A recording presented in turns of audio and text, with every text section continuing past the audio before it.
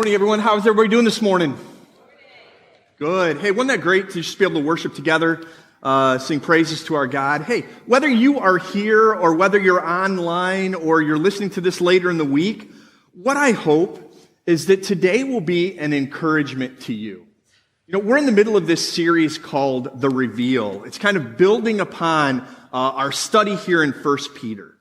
You know, last week, Lawrence talked with us about this idea of remaining under the umbrella of God's protection. You know, it's interesting because when we're under an umbrella, the rains can fall, the storms can come, but as long as we're under the umbrella, we're safe and we're protected from the rain. You know, our life is similar to that. When we choose to stay under the umbrella of God's protection, and what that means is when we choose to live life His way, two things happen. One, we're protected, but two, others can see our great God and glorify Him. And that's what this entire series has been about. It's about building the foundation and the infrastructure and the walls in our life so that when our life is revealed to those around us, God is pleased. And we are able to live a life that pleases Him. You know, as we look at this, and we're in the middle of this series, Reveal, there's a couple things that we're really driving home as part of that idea that God wants to show Himself through our lives. The first thing we looked at last week, and that was the idea of a gospel-centered submission to authority. The idea that God has placed authority in our lives, and we have a responsibility to arrange our life in order underneath them. You know, this week we're going to be talking about this idea of a mutual respect in marriage. Now, in a church, there's two things that are extremely dangerous to talk about. You know what they are? Some say politics and money, but money we've kind of gotten used to. But the idea of talking about politics in church just about kills you. The second one is about marriage or women and men or relationships. And when you start to get into that, inevitably, you make somebody mad. And so today, we realized last week we talked about politics. This week we're talking about men and women. And if they let Chad up here, guess what? I'm going to make somebody mad. So what did they do? They said Tammie had to come up and preach instead of me. Now, I want to introduce you to my wife, Tammie. Now, I know two things you're thinking. One is, there's no way that can be your wife. You look so old, and at least she looks so great. So let's get that out of the way. She is my wife, not my daughter. The second thing is, how in the heck did Chad marry up so much? And this is what I know. Behind every good man is a good woman. And as I begin to look at that in my life, this is what I know. I know that I would not be who I am today without her. I would not have the opportunities that I had today if it were not for her support, her love, her encouragement in my life. And so this week, as we talk about this idea of a mutual respect in marriage, I want us to understand that it takes a husband and a wife to do that. But I also understand that there are times in our life where it's extremely difficult, where marriages are rough. You know, as we begin this conversation, I just want to set up a framework for our conversation today. You know, kind of set some expectations on what you can expect, what we can hear, where everybody is at with this issue. You know, this is a different type of message. To be honest, if we had our way with this, we would have all 500 of you in our living room right now. You know, well, maybe not all 500 of you because it would be too much for a house, but we would want to do this just 2 or 3 couples at a time where we could sit and have a conversation about what does marriage look like and where are you at? Because in our life, we have benefited so much from people who have walked through our difficult times. We've had people in our life who have spoken into our lives, who have really challenged us to kick my butt at times, just been able to say, hey, you know, you're blowing it, shape up or ship out, you know, whatever that is, we've had people who have done that in our lives. The other thing that we realize today is that everyone in the room is in a different station or situation in life. You know, some of you are single and you're like, man, another message on marriage. Are you kidding me? This is what I know. I know not everyone is married, But what I do know is the principles that apply to a marriage can also apply to a life of somebody who isn't. It's just we're putting in the context of a healthy marriage today. I know some of you are here who maybe have been in a marriage and are no longer in a marriage for whatever reason, and there's a various number of reasons. And today, we don't want it to be a situation where you look at it with regret, but rather where you see hope for the institution of marriage for the future. You know, some of you are sitting here and saying, you know what, I'm not sure my marriage will survive another week or month or year. And I want our testimony and the Word of God to be a challenge to you today that says, you know what, we can endure. We can take whatever that next step is for our marriage. And then there's others here who are sitting and are looking beautiful and are sitting here saying, you know what, our marriage is really good. Why do I need to listen to it? And I would say this because what I've learned in our marriage is that either we're growing or we're declining, but nothing ever remains status quo. So my prayer and my hope today is that maybe you'll walk away with one thing that you can do to strengthen your marriage, because marriages that are strengthened glorify God in a great way. Tammie, you want to talk a little bit about why our marriage and the working on our marriage has been so important in our lives?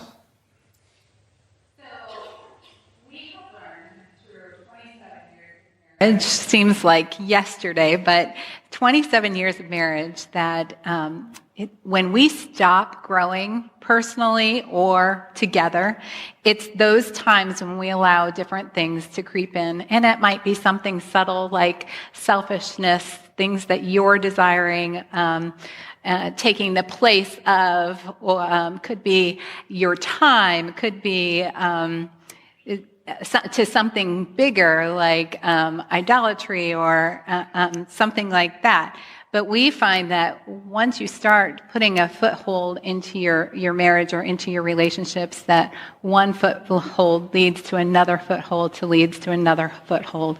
And it's those growth times that you have to really step back and say, okay, we need to continue to work on this because we need to become better together. It's not been easy. 27 years, we're both very different. 25 of those happy.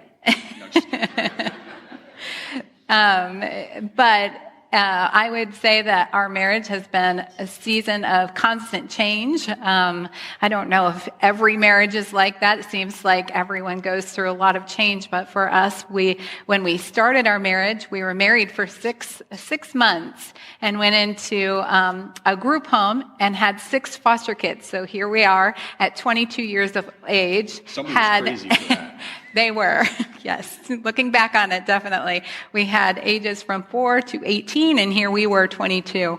That caused some tensions in itself, learning to hear you just graduated from college and learning to then raise some children that were not ours. Then we had our own children, and lo and behold, not one came, but twins came along with the 6 foster kids. And then later on, our daughter came. So newborns and foster kids. And then God moved us from that ministry into another ministry. Then our kids began to continue to grow and raising teenagers, and even difficult times in our life where we had to ask people to come alongside us and help us through difficult times, and realizing that our marriage was a journey. It's not something that you arrive. It's 2 imperfect people working to become better together and more Christ-like together. You know, you talk about change, and what I've learned is that through every change in life comes certain expectations. And the struggle comes when the expectations I have are not fulfilled. You know, when those times come, we really try to remind each other and come back to the idea that the purpose of our marriage is to proclaim the excellence of Him who has called us from darkness into light. You know, if that's what our life is about and what we're called to do and help people take the next steps on their journey towards that, ultimately what we understand is that is a part of our marriage. In fact, one of the foundational verses in this study in 1 Peter came out of 1 Peter chapter 2 and verse 9, where it says, "But you are a chosen race, a royal priesthood, a holy nation, a people for his own, being God's own possessions, that you may proclaim the excellence of him who called you out of darkness into his marvelous light. You know, I love that verse because it talks about power, and it talks about passion, and it talks about purpose, and it talks about the idea that we can, through Christ, accomplish what he desires. You know, in the context of today, in 1 Peter chapter 3, that desire for him is that we have a marriage that represents him and causes others to see who he is. And then you move a little further in 1 Peter, and we looked at this before, but it says, "Beloved, I urge you, as sojourners and exiles, to abstain from the passions of the flesh," to abstain those things that drive me, those selfish things that are part of who I am. And I think every one of us can admit, in marriage, there's a part of us that is selfish. There's a part of us that has those expectations that when they're not met, it says, "Poor me." And it can cause friction. But it says this, no, you abstain from the passions of the flesh which wage war against your soul. Keep your conduct among the Gentiles honorable, so that when they speak of you as evildoers, they may see your good deeds and glorify God on the day of visitation. You know, the whole idea is that through the way that we live and through the way that we live our marriages, that God can be honored and glorified. This passage just pounds home that idea that we can live in such a way that others notice our lives and glorify God. This week we're going to really dive into how does this look in our marriage. And we're just going to walk through here 1 Peter chapter 3 verses 1 through 7 and talk about just how that applies to marriage and how we live within the umbrella of protection that God places for us. So in 1 Peter 3, 1 through 7, it says, "Likewise, wives, be subject to your own husbands." Can I say amen there? No. Okay. Just saying. I'm going to stop right there and just talk a little bit about that word subject, because that is contrary to what culture says today. Culture says today that it puts hair on our neck, it makes it stand up and say, you know, that's not right. I'm not going to be subject to my husband. But really that word, if we go back to what Lawrence talked about yesterday in government, it's saying that I'm going to place myself or arrange myself respectfully in a manner underneath. And that is with any person. That's my husband to me and me to my husband. It's mutual. In our marriage, I promise I do not bow down to Chad. Although that would be nice. But it doesn't happen. I do not keep silent and when we disagree. It's those disagreements that happen that is realizing that we are different. God created us to be different, that God takes those disagreements and allows us to work with one another as iron sharpens iron and to become better together. So keep in mind as we continue that Chad has some words for husbands too. So we're going to continue, but keep in mind that that word subject is not what we culturally think of. It's something very different. It's a respect for one another. So the verses go on to say, so that even if, and this is why we want to be respectful to our husbands, so that even if some do not obey the word, they may be won without a word by the conduct of their wives. When they see your respect and pure conduct, do not let your adorning be external, the braiding of your hair and putting on of gold and jewelry, or clothing you wear, but instead let your adorning be the hidden person of the heart, with the imperishable beauty of a gentle and quiet spirit, which is in God's sight, is very precious. For this is how a holy woman who hope in God used to adorn themselves, by submitting to their own husband, as Sarah obeyed Abraham, calling him Lord. And you are her children if you do good and do not fear anything that is frightening. So this is not saying that you should not take care of yourself, that putting on nice things is a wrong thing. But what it is saying is that your beauty is not based on your outward appearance. Your beauty is based on what your character that you portray to the world around you. I think I remember a friend who was in a previous church, and I think this story illustrates this in a perfect way.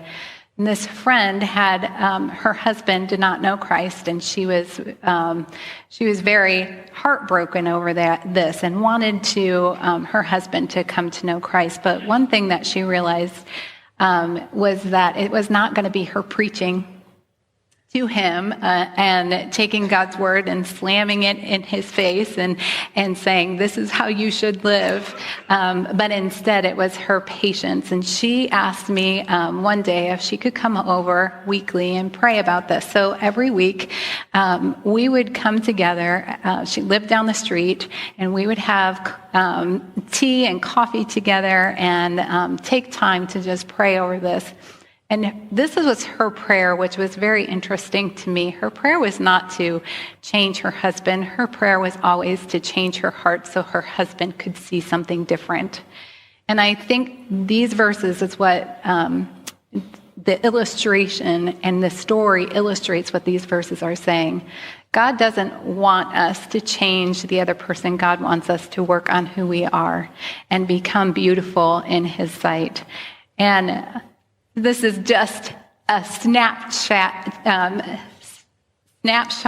the story. It's basically her Facebook story or her Instagram story of you're only hearing what the end was. But I remember one day, the end of that story was that she called me and said, we had left that ministry, and she said, Tammie, I want you to know that my husband has been attending church and is now getting baptized. And so that was the end of the story. And I know that not every story is as beautiful ending as that. There's messier stories, and there was a lot of hardship in between that. But God took that story, and whenever I think about that person, I think about her faithfulness, her patience, her selflessness of wanting to change herself so that her husband could see something different. You know, I think when we think about that as well, one of the things that jumped out to me through her life was that she did go through a lot of tears, a lot of struggle, a lot of pain in the journey.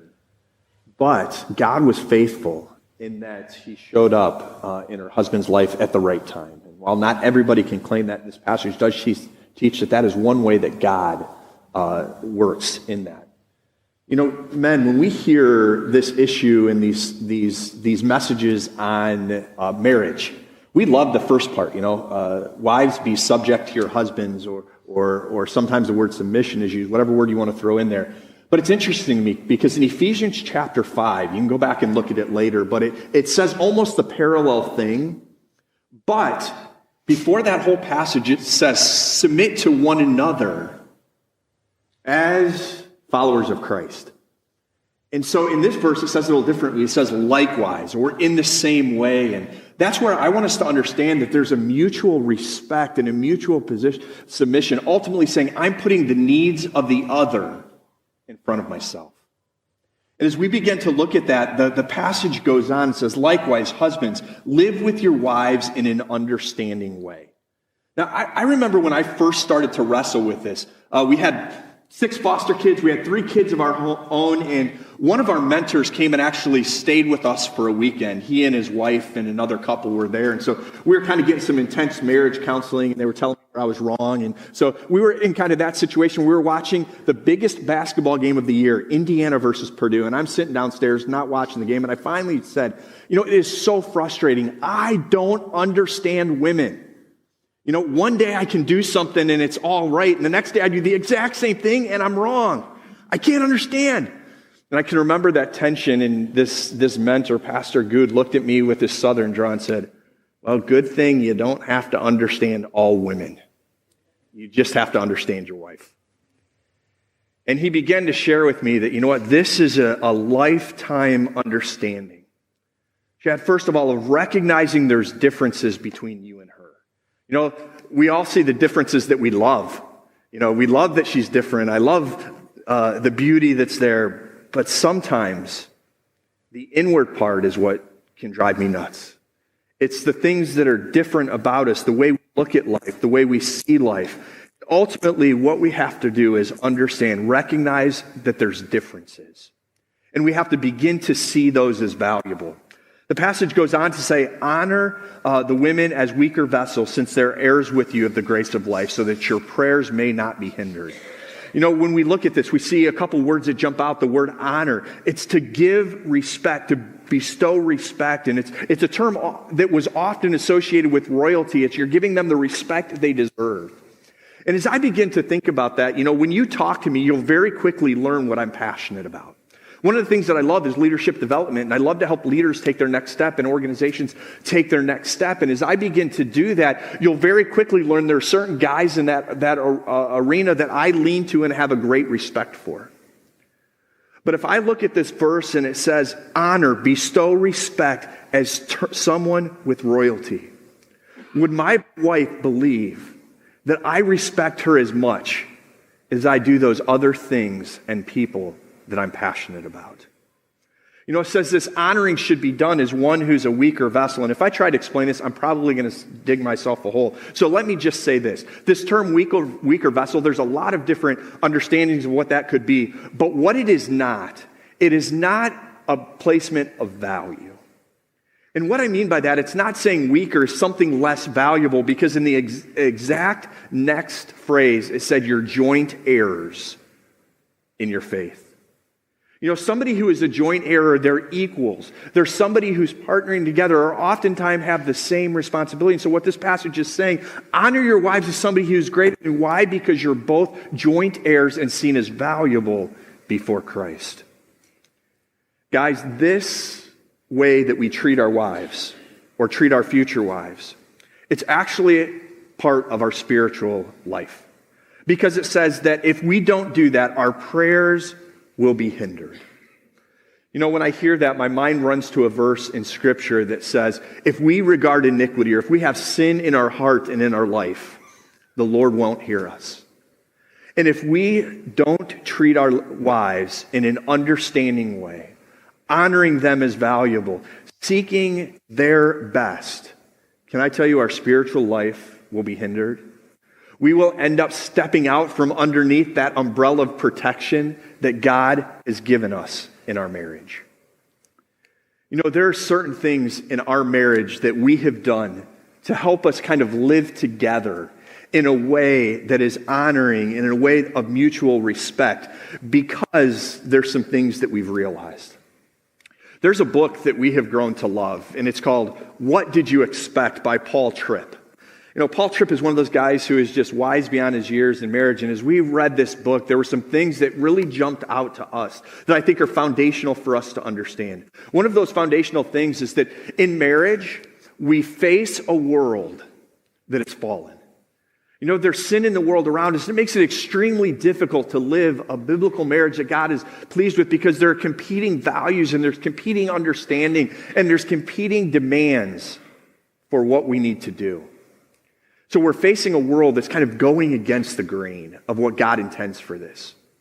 The second thing that we realize is that we come into the relationship both sinners. We're both going to fail. We're both going to struggle. We're both at times going to be selfish. And there comes a point where we just have to recognize the fact that, guess what? We're sinners. When we got married, I am sure Tammie expected me to be perfect because I'm close to it. Yeah. But she quickly found out that, Chad can be selfish. He has expectations that I don't like. And we had to learn that we're sinners.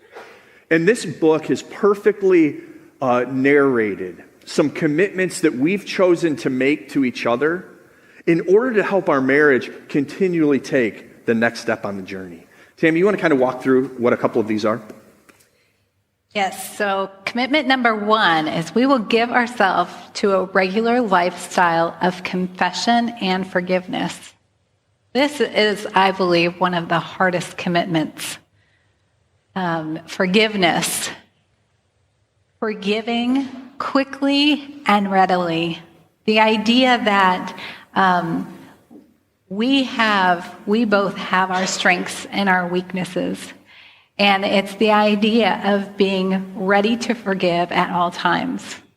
There are times when we could say, well, that person did not ask me to forgive them. And yes, that might be true, but that's not an excuse for us to step out of the umbrella of God's protection and say that I'm not going to forgive you. Really, what forgiveness is having this spirit of forgiveness, being willing to put the sin or the difference aside and allowing God to work in your heart and not necessarily the heart of someone else. Confession, that is just as difficult as well, because God says our hearts are wicked. Who can know it? And sometimes you don't even realize the struggles that you're facing in your own heart. And realizing that forgiveness and confession has to happen in a marriage so that the walls that you build or can build between the two of you, they do not build up, that you do not give that foothold to one thing after another thing, after another thing, that you're constantly saying, okay, we are different, we have our strengths, we have our weaknesses, but God is gracious to both of us, and we can forgive, and we can confess what our differences and weaknesses are. Yeah, we talk about this issue of forgiveness. One of the things that we've learned is we have to keep a short account. In marriage, sometimes what can happen, or in any relationship, what can happen is we begin to build these issues one upon the other.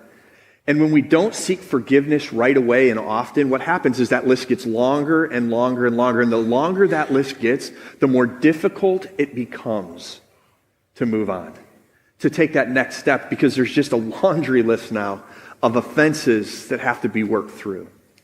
I think the second thing that we've learned with forgiveness is both a moment in time and a process. It's a moment in time that says, when we seek forgiveness, or when I've blown it as a husband, and there have been times where I've blown it big. She's always been ready to say, yes, I forgive you. But guess what? You wake up the next morning, and there's still the consequence for those poor choices. And what does she have to do? She has to forgive again and again and again. And that's why I believe it's so important that this lifestyle of confession be one of the key foundations that couples make in their relationship. The second commitment is that we'll make a commitment for growth and change as our daily agenda. Growth and change occur every day. Tammie talked a little bit about changes all the time in marriage. This past year, we've gone through more changes last 2 years than I could even imagine. She talked about raising kids through high school. Well, there was a 9-month period where all 3 of them got married at the same time. So we went from adding 3 kids to now having 6. We now have a son-in-law and 2 daughters-in-law, and you put new people into the family mix, and guess what happens? It doesn't operate the same way. I can tell you, somebody's mad with somebody, and so we're trying to play peacemaker and all that. But guess what? We get to be empty nesters. Remember 6 months we had before we were married that we had no kids in the house, and then we had 8 kids. So you know what now means? It means please knock when you come over and before you walk in the door. Why do I get to share the stage with you? Yeah, that's what I don't understand. But it's that idea that there are different stages in life that require change. And if we are not personally changing through each one of those stages, becoming more like Christ, growing in our ability to handle conflict, growing in our ability to communicate with one another, our relationship cannot move forward. And anything that is not moving forward is moving backwards. It's impossible for relationships to stay in status quo. Tammie, you want to talk about a couple of things that we've done to kind of make change part of our routine and part of our priority? So one of the things that we have done ever since our kids were young is that we realized that every new year you have those New Year's resolutions, but we wanted to make those goals together. And so we would take time yearly and look at goals, whether it was for us together as a couple. We would talk about our personal goals.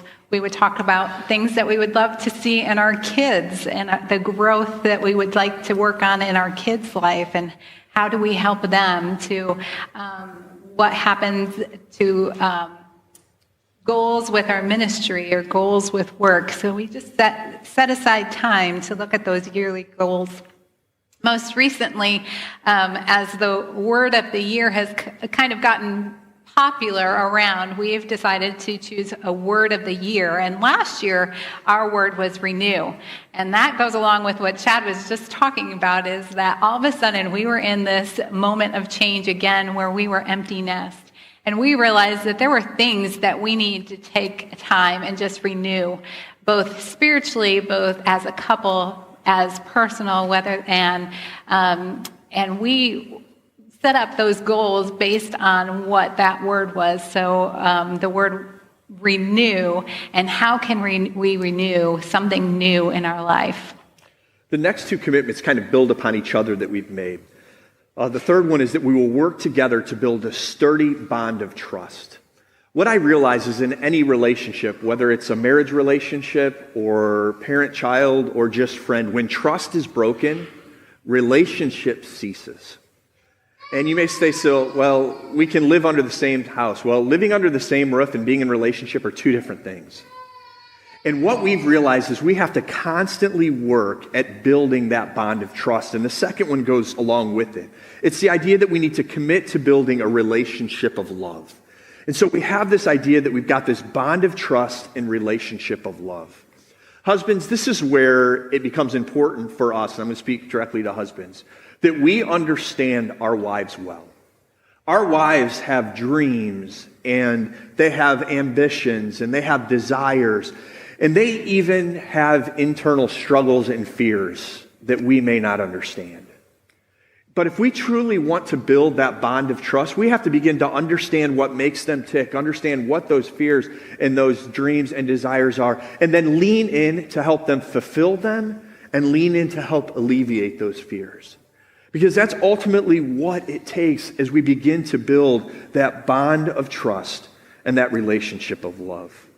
Early in our marriage, Tammie realized that our relationship needed to be the priority even above the relationship that we have with our kids. We took Genesis chapter 3 pretty seriously when it says, therefore shall a man leave his father and mother, cleave unto his wife, and the two shall become one. It's the idea of moving from a temporary relationship, that of parent-child, to a permanent relationship of husband and wife. And so we knew that there was going to be a day where this empty nest comes. And she said, we're not going to allow our life to be so wrapped up in our kids that we lose our relationship. And so every year for my birthday, she began taking me away for 2 or 3. It got longer as the kids got older, but we would go away for my birthday and begin to just talk about where do we want to see those improvements. Often the yearly goals would come out of that. But it was the priority that we were going to have a relationship of love. And if I could challenge husbands and wives here, or those soon to be married, continue to date your spouse and learn more about them the older and longer you go. Commitment number 5 is we will deal with our differences with appreciation and grace. Chad and I are very different. My strengths are very different than his strengths, and my weaknesses are very different than his. And we learned as time went on, it did not happen overnight, but we learned to appreciate those strengths and those weaknesses. An example of that would be when it was our weekly cleaning day. The worst day of the week. And our kids, we would tell the kids that it's time to clean their room and time to do your chores. And the kids would say, okay, is this mom's clean or dad's clean this week? Because there was a difference. I'll let you decide which one is which, but there was a difference. Even to the way we communicate, our communication style is very different. Chad, when we have a disagreement, is, okay, let's fix it. Right now, we're going to fix it. And I am a processor, and I need to think, and I need to have time to really understand how I'm feeling, why I feel that tension. I tend to clam up when things get difficult. And so learning how to communicate and how that both has their strengths in communication, but they're both different. And so just taking time to appreciate and letting grace cover both each other's weaknesses. Commitment number 6 is we will work to protect our marriage. And that is an intentional thing. Our society is going and going faster and faster and faster. I work full-time. Chad works full-time. We had kids in the house. Now we have adult children that we want to continue to have relationship with. We have friends that we want to have relationship with too. Being able to have fun things like cycling and other things. But we have to be intentional on how that balances. And sometimes the balance is just being intentional and taking your calendar and say, okay, what is your week like together? And how are we going to fit in our weekly date night? Because we feel that that's still important after 27 years to just get away from work and things at home, to be able to just go and have a dinner without the interruptions.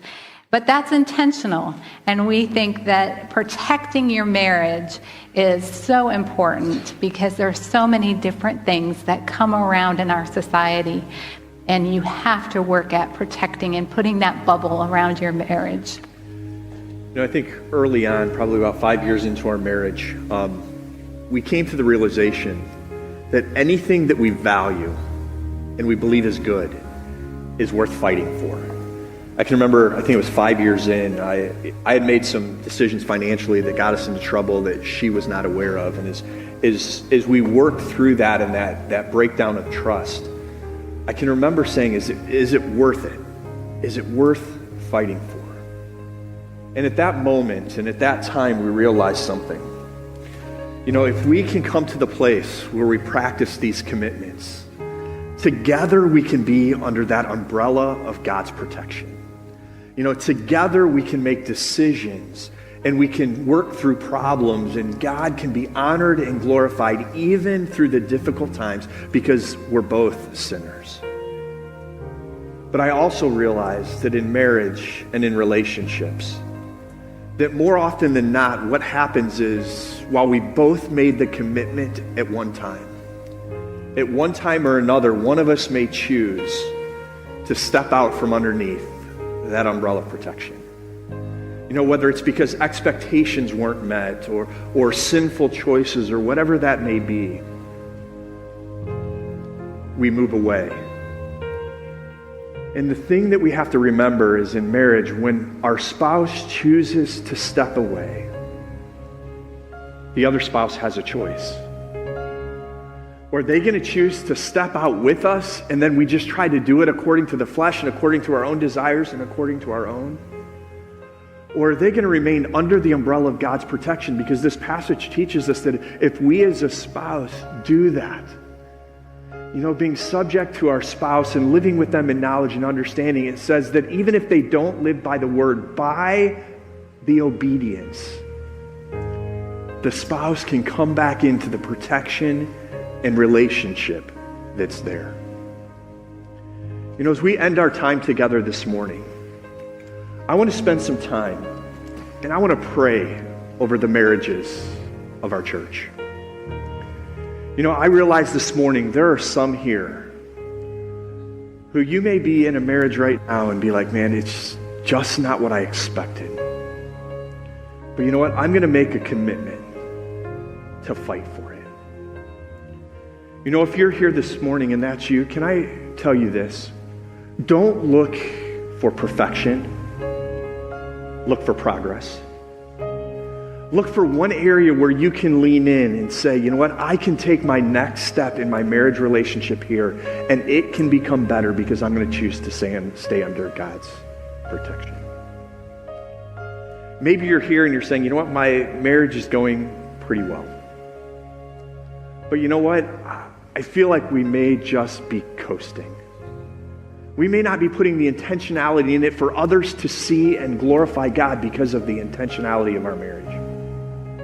Can I challenge you that today can be a day where you decide together that you're going to move forward and that others are going to see God through your relationship? You know, as I pray over us this morning, I want to ask you that if you want to make that commitment or you feel like God's calling you to make that commitment, could you come down here and kneel and pray together, either on your own or with your spouse, saying, you know what, God, we want to commit together. And as our band sings and they bring us to the last song, I want to read to you the lyrics of the song because it's so appropriate to what we're talking about today. It says, if I'm known by how much I love, let my life reflect how much I love you, Lord.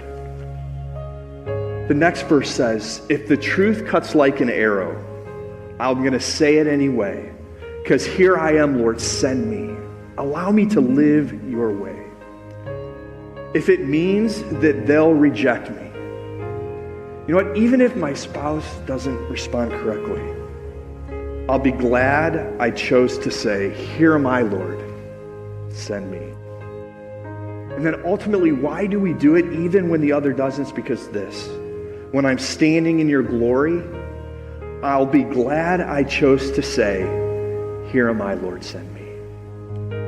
You know, my prayer this week is that through our marriages, it will be something that other people will see and will glorify God because of it. Let me pray for you this morning. Father, I know this morning there are marriages all over this auditorium and sitting at home who are at very different places. Lord, I pray that those who may be struggling and may not see the end, Lord, I pray that today they would at least take that next step and commit that it's worth fighting for. Lord, I pray that maybe they would even seek out me or someone else or Tammie and say, hey, would you help us work through this? Lord, I pray for marriages here that are going well. Lord, I pray that they would not take that for granted, but would rather work and take the next step in their relationships. Why? Because we believe that a marriage of mutual submission underneath the umbrella of God's protection will be a witness to those around us so that others can turn to Christ. Lord, I pray that each one of us will take a look at our own lives and step forward saying, Lord, even if no one else will, I'll choose to follow your way and live sent. And we ask it all in your Son's name. Amen.